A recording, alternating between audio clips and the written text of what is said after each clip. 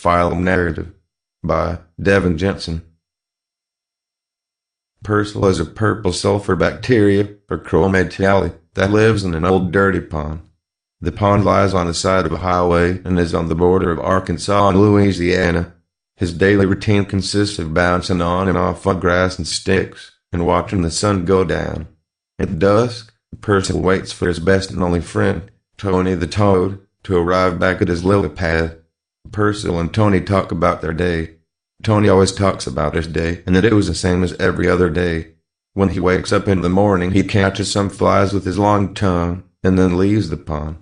He then crosses the super busy road, which he nearly gets hit by a humongous truck, and then meets up with the other toads in the neighborhood.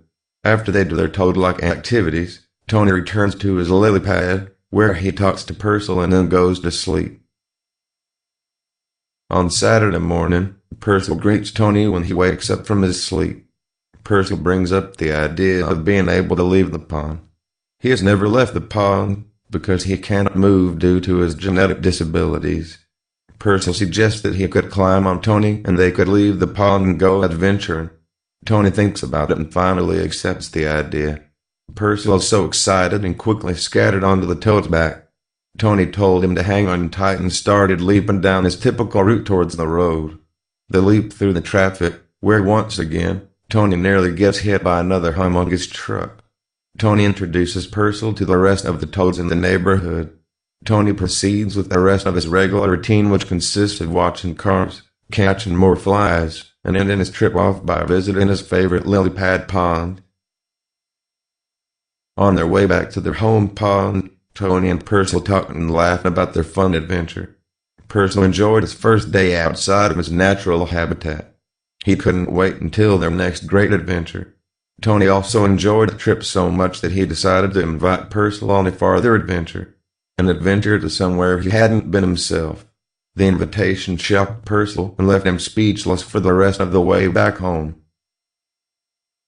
They arrived back at their home at dusk, and Purcell was still hesitant to answer Tony's call to adventure. Purcell couldn't make up his mind if he really wanted to leave his home, where he had spent most of his life. After a long day of thinking, Purcell quickly accepted Tony's invitation before he could change his mind. They both agreed that they would embark on their journey the next morning, and that they would travel as far as they could. Tuesday came around fast, and it was a crisp spring morning. Purcell and Tony both woke up at the same time and greeted each other. For breakfast, Tony fed on a whole business of flies, while Purcell ate some hydrogen sulfide. Once their breakfast settled, they prepared for the long journey ahead of them, the trip that Purcell would never forget. On the first day of their trip, they headed north and ended up in Scotland, Arkansas, where they found another pond to sleep at.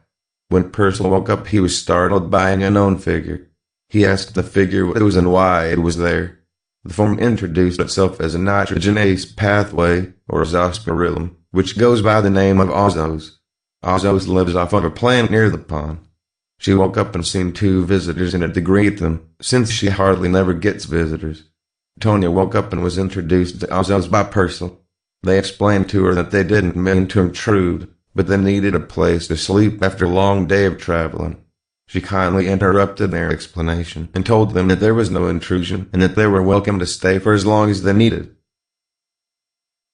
The two stayed another night, but had to leave as soon as they woke up. They invited Ozos along on their journey, but she declined. Purcell and Tony said their goodbyes and proceeded through and out of the city. After a whole day of traveling, Tony was entirely too exhausted to continue on with their journey.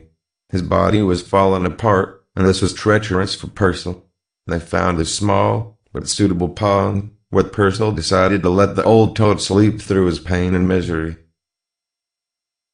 Several hours pass by and Tony is still asleep. Purcell decides to venture around the small pond and finds an opening through the trees that he can see through. He notices a horse through the trees, which suggests he might be near a farm or a simple pasture. He yells for the horse, and it comes trotting over to the pond. The horse doesn't know English, but lucky for Purcell, the bacteria on the horse does. The bacteria introduces itself as Nice, which is Neisseria, or Meningococcus. Purcell asks Nicey if he could help with Tony, and was disappointed with the answer.